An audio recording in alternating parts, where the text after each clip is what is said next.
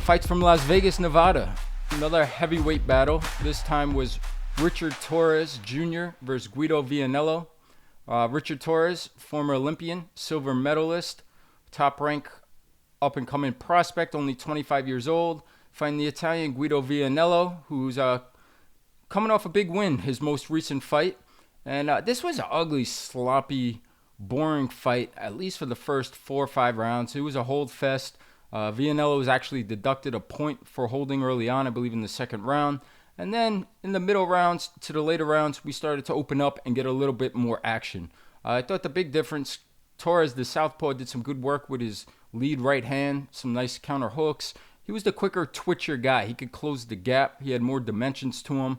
And Vianello didn't fight the right fight, at least early on. He didn't use his height advantage at 6'6". He didn't use his length in box. He was more on the inside, where he couldn't fight and didn't have inside fighting. He was just holding.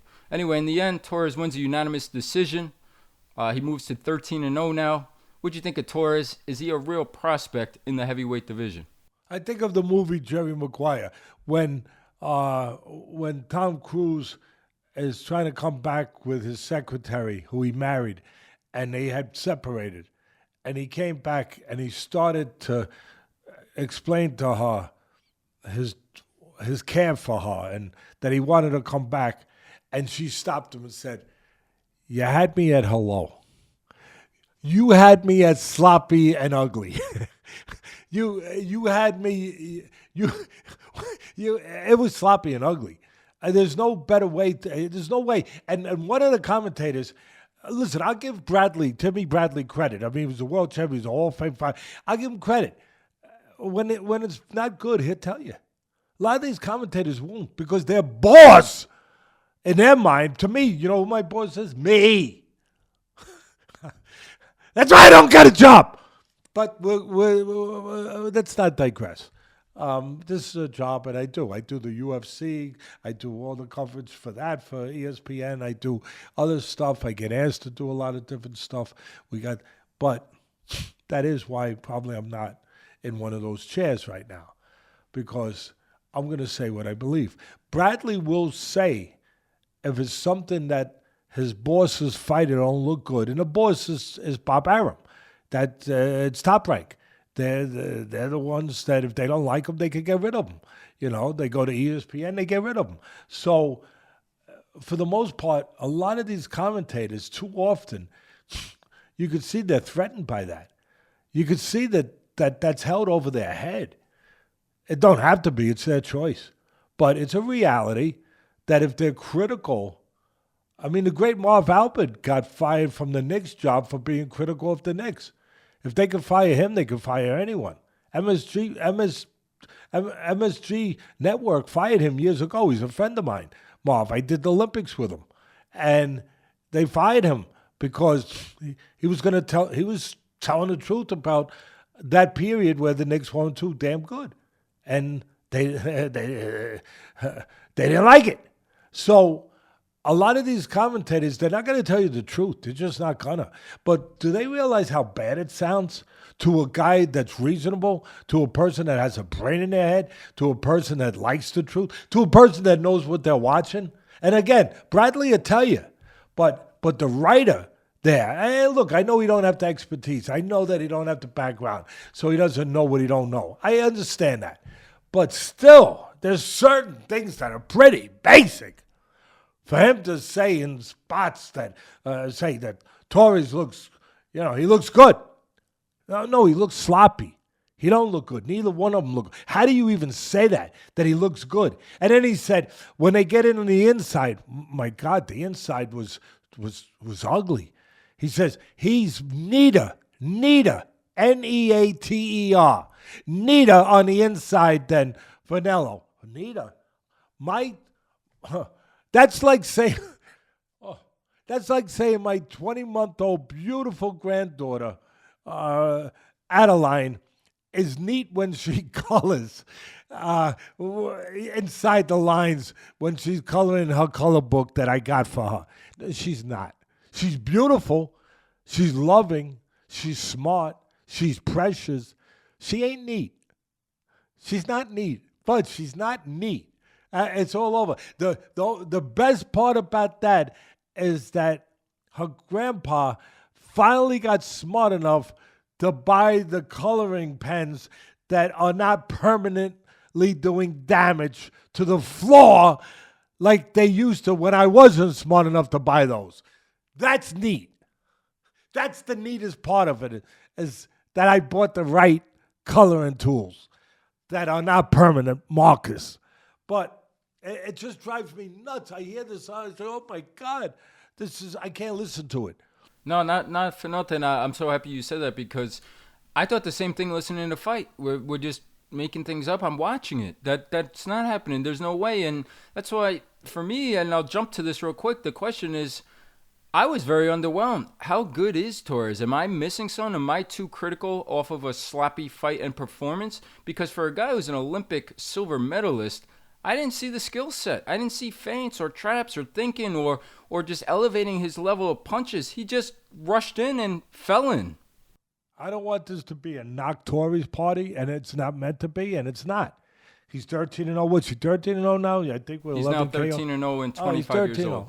He's going to fight a big fight. We know that. He's being brought along. Look, he's with one of the power brokers that can afford to pick their opponents, put them on network, build them up, and get the right opponents till they get to that place. No, you're not wrong. To answer your question directly, no, you're not wrong. I mean, he looks sloppy. He doesn't use a jab. I know he's short, but teach him a jab. Tyson was short. He used a jab. If he used a jab, that would improve his defense, because he gets reckless coming in. He comes in from too far away. He falls in. He's like a bull in a china shop in spots where he throws wide shots. You can punch in between them. And guess what? Vianello, who is he's a game guy, and he's big and he's tall, but he is raw too. That guy is not going to make you forget about Joe Louis. I mean, he's sloppy. He don't know how to fight inside. He only knows how to. Good thing he don't know how to fight inside. Good thing for Torres. But he only knows how to throw on the outside. Even they don't know how to do it right. Even there, when you throw shots, you should set your feet and you shouldn't fall in. And then if you're the taller guy and you have an advantage over a guy like Torres, and you're going to stand on the outside and you're going to pot shot him, you're going to time him. That's what I would do if I'm training Vianello. You're not going to go near him. You're going to stay outside, let him do your work for you. Let him come in from too far away, let him reach, let him throw wide. And when he does, you set with your feet, bang. You throw a straight shot in between his round shot. And you nail him, and you try to knock him out. That's what you do. The problem with Vianello is his feet don't stay stationary. They don't stay set on the canvas. They fall in. And when they fall in, he falls in. And then you're in the territory that Torres needs you to be in. You don't have the edge anymore. You can't time him on the way in. You can't take advantage of his vulnerable habits of coming in from too far away, because you're inside with him now. But somebody will be able to do that. And I tell you, they ain't going to thank the commentator who said he looked great at the end when he gets caught and gets hurt and gets beat. They're not going to thank him then.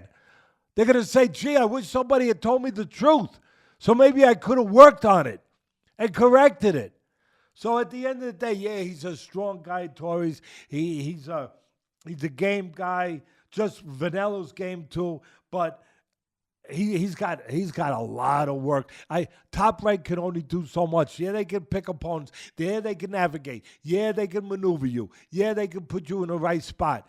But sooner or later, you're going to have to fight somebody in that spot that can take advantage of these flaws that we're talking about, that aren't corrected and need to be corrected. So, and again, the one simple thing for me as a trainer, when he's throwing those wide shots and he's dependent on all those big shots, power shots, and he's leaving himself vulnerable, teach him to throw a jab. At least a jab, like I said before, will improve his defense. You will not be giving yourself up when you jab. You will not be making yourself vulnerable. You will not be falling in.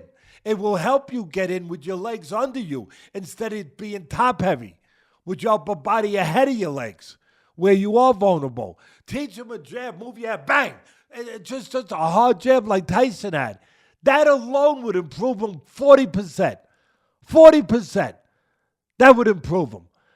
Now, I agree with you. His best punch is the southpaw right hook. That's his best punch. He can catch you with a counter coming in.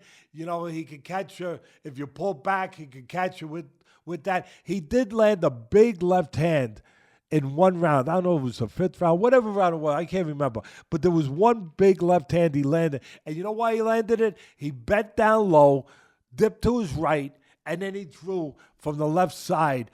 From a low position, he threw high. And he caught Vianello standing high because Vianello saw him bend low and thought the punch was going to come from below. But it came from above. So that was smart. That was good. At the end of the day, I'm underwhelmed. I'm using your words. I'm sorry. And again, you don't like the truth. You know what? You can't be watching this show then. You can't. Because you're going to get the truth, you know, either way that it comes out. If it comes out to be applauding the guy, you're going to get it. You're going to get it. And you're going to get it.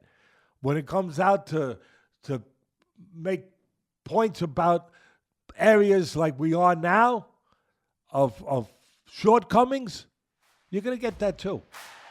I'm through with this.